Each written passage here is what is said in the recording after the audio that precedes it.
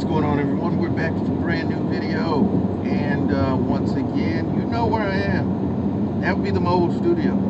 So if you hear any variances in audio quality outside of the norm, please attribute it to that.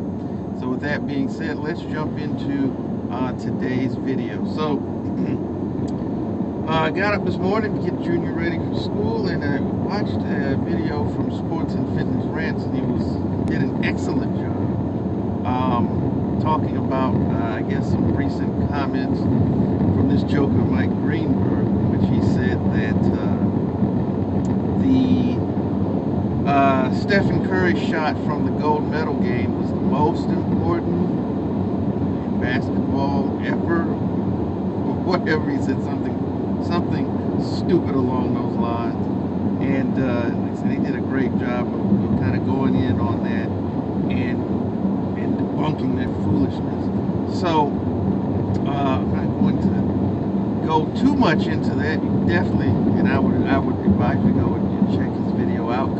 And then so what I did was I went to try to find the exact segment myself, because he said one of his subscribers sent it. And I found one. I'm not sure if this is the same one that was sent to him, but it is a segment, a recent segment from Get Up. It's got Greenberg, Kendrick Perkins, and it's a football player. I want to say, I think it's Woodley, something along those lines. If I got his name wrong, somebody in the comments, please correct me on that. And they're talking about the shot, and Mike Greenberg made some ridiculous comments, and in this particular, he said it's the most important shot in the past 50 years, was what he said. Actually, you know what? I'll let you hear exactly what he said. But for the guys who have titles, for someone like Steph, who this was the only thing missing from his resume, to have that moment, I believe it goes at the top of the list of his greatest moments, and I believe it is the most memorable sequence I've seen in basketball in my 50 years watching the sport. What do you think, Big Perk? And there you have his comments, and let me say this, because I get it. People are going to say, well, he said I think, so that's his opinion, and I get all that. That's often used to hide behind when you say something stupid or inaccurate, which in this case it kind of falls into both of those categories. But I'm going to just cut right to the chase and say, no, this is far from the most memorable shot. If he thinks this is the most memorable shot over the past 50 years, I think he needs to watch more basketball. Not even close. I would wager to say that well, first of all, there's been so many. Let's just start there. I would say that if we're talking in terms of basketball history, that the shot that Michael Jordan hit in 1982 to win the national championship was far more significant. Why do you say that? You may say, well, that was just to win an NCAA title, and this was to help secure a gold medal. Glad you asked, because you have to extrapolate what happened and what that led to, and not just look at the shot in a vacuum, because Michael Jordan himself has said that shot gave him the confidence in those situations, helped springboard him into the player that he becomes. If that doesn't happen, it's possible that he doesn't perhaps become the player that we know him to be. If that happens, then there is a void there left for someone to take the baton from Magic Johnson and Larry Bird to elevate the NBA. Does that next person elevate it to the level? Is it possible that the dream team, as we knew it, that doesn't happen, or is not, doesn't have that guy to help take the game to the next level? If that is the case, is USA Basketball in a position to where they're even sending pros to the Olympics? Is there even a 96 team, a 2000 team, so on and so forth? And if that's the case, then you have to look at the implications globally, because how many international guys, from Tony Parker to Dirk Nowitzki, so many other guys, have said that they started playing basketball or wanted to play basketball watching the Dream Team. Okay, so if that shot in 82 doesn't happen, it's a possibility that those other things doesn't happen, and the table is not set for Stephen Curry to even be in a position to hit that shot. Okay, so that's just one example. Is it really more memorable than the shot Kyrie Irving hit in Game 6 of the 2016 Finals, giving Cleveland the first championship ever in the cities in over half a century? Is it even more memorable than the 4-point play that Kobe Bryant hit against Spain in 08? I would venture to say that it is not. And what that shows is the recency bias, the prisoner of the momentism that plagues modern sports media, to where the last thing I saw is the latest and the greatest, and because of that, everything else that we've ever seen pales in comparison. So we've got to take it and run with it to the nth degree. And because I don't want to take away from what Stephen Curry did, let's be completely honest. If he doesn't play at the level he did for the last 2 games, not only the U.S. is not even in a position to win the gold medal, because if he doesn't do what he did against Serbia, not only does the United States not win that game, but they probably get the doors blown off them and run out of the gym. Because, just the way Serbia shot the basketball for the first 3 quarters of that game, by the time the U.S. would have recombobulated themselves to start playing defense in the 4th quarter, it wouldn't have been enough to stop the bleeding. It would have been too far gone. And certainly, if he didn't turn in the performance that he did against France, then it's likely that the French take home the gold. So, I don't want to make it seem like I am minimizing what this brother did, because that's not the case. The brother was balling, particularly in those last 2 games, and because of that, you can make the argument, a very real argument, that it should have been he who won the Olympic MVP. I get it, people will say, well, LeBron led the team in points, rebounds, yada, yada, yada. I get all that. He did play well, but a couple things. His play was numerically good. I don't think it was necessarily impactful.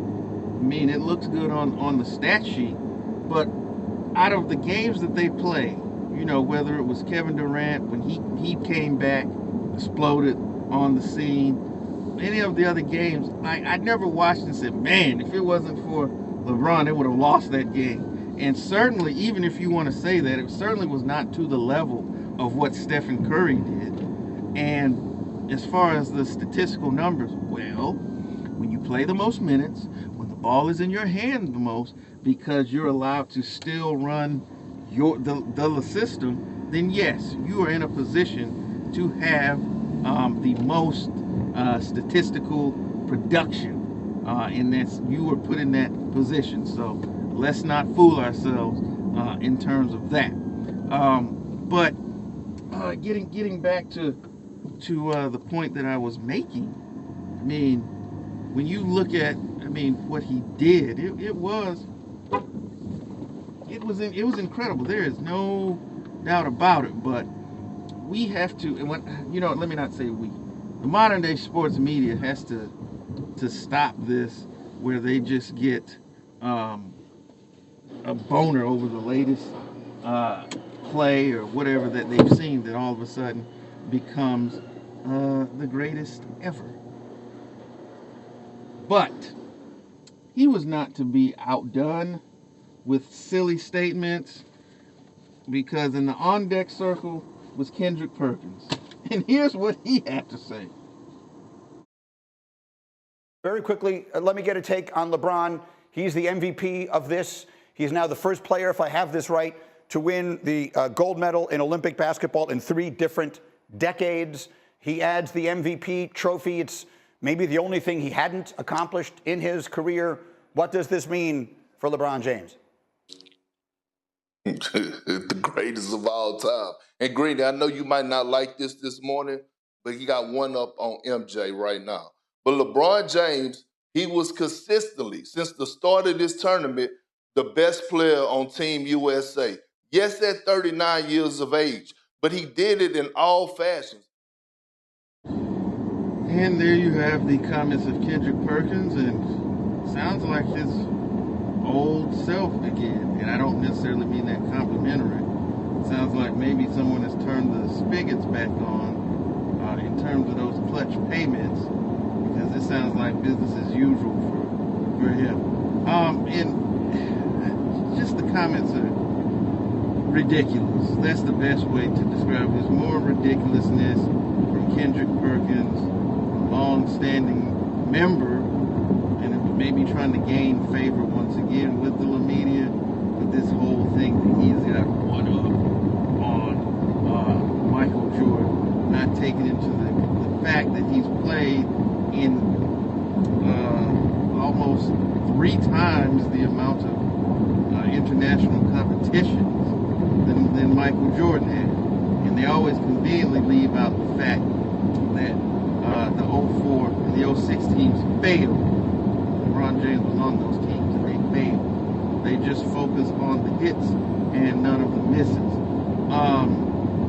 But you know, let me say this. What this shows, the fact that they're really leaning on this whole MVP thing and this Olympic gold medal, because as we know, the ship long sailed LeBron James being regarded as the greatest basketball player of all time. That ship has sailed, it crashed into an iceberg, and it's sitting at the bottom of the harbor. We know that, but they just continuously push this. It's like if you say a lie long enough and loud enough, the people will eventually believe it. And this continues to be the worst sales job in the history of professional sports. And it just screams desperation, because they're grasping literally at anything. And then, I don't know, I may have cut it, because he prattles on some more and talks about this Olympic MVP. Like that really should be a thing, but you know, they're really propping up this award and all these things, when there's a very good argument that he probably should not have won it. Because just like I said on a previous video, I'm not saying that he was terrible in the Olympics. That would be a lie. By and large, he played pretty good basketball. However, with that being said, at no point when I watched any of the games did I say, man, he was, and I'm speaking of LeBron, was the reason they won. He put them over the top. If it was not for him, I never really got that feeling. And certainly, and even if that was the case, it certainly was not to the extent of what Wardell Curry did over the past 2 games to not only even get them into gold medal contention, but actually staving off a French team in order to secure that medal. So we saw nothing to that level. And then the whole thing, as he goes on, he talks about, you know, he was the best player on the team, which it's highly debatable and highly questionable, and how he guard all 5 positions continuously, pushing that narrative that LeBron James can guard all 5 positions, when for the past decade he can't even guard his own, much less the other 4. And this whole center thing, what top center have you ever seen him guard? If that was the case, why did in 2009 when the White House was kicking their asses, why didn't they put him on White if he can guard all 5 positions? You never see him spend extended periods of time on a Jokic or an Embiid or some of these big men now. You just don't see it, and they just continuously push this lie in order to prop him up and say, see, he can guard all 5 positions on defense, and that's certainly not the case. But as I've often said, the media, the sycophants, they never let facts get in the way of their narrative, whatever it happens to be. that particular moment in time. But yeah, I saw this, and you know, they have to do whatever they can to try to elevate the status of their king, of their deity, even though their argument for him being the best of all time is about as shaky as a house built of matchbooks in a tornado. Just the gulf is so wide, it's never been closed. It's not even a debate, you know, and we've covered this, but they just continue to push it as if it's close, and it's just not, basically. It's just not at all. And I don't know how else I can slice it and say it's not close. It's really not at all. Now there will be, undoubtedly, unquestionably, there will be a day where a basketball player who comes along will be at that level or better than a Michael Jordan, or Wilt Chamberlain, Reed, these guys. And when that day comes, it will be self-evident. You won't have to get on these guys to get on television and push it every day on them and force it on them and jump up and down and try to stomp it down your face. They won't have to do it because it's going to be obvious by what we see on the court, what the video shows us and tells us. We won't have to tear down other guys to lift this particular player. When that happens, we'll know about it. And as a fan of the game, I'll be happy to say I saw it and to give that guy all the credit and the props he deserves. But until such time, don't try to lie to us and tell us we didn't see what we saw. We're not falling for banana in the tailpipe as it relates to LeBron James in the case of him being the best ever, because it's just not. And so with that being said, I'm going to end this video. But let me know what you think of the comments that Clown Greenberg and Kendrick Perkins. Let's have a conversation about it. So let us know what you think. And as always, you know I like to thank you all for spending a few moments with me. And as always, make sure you tell the ones that you love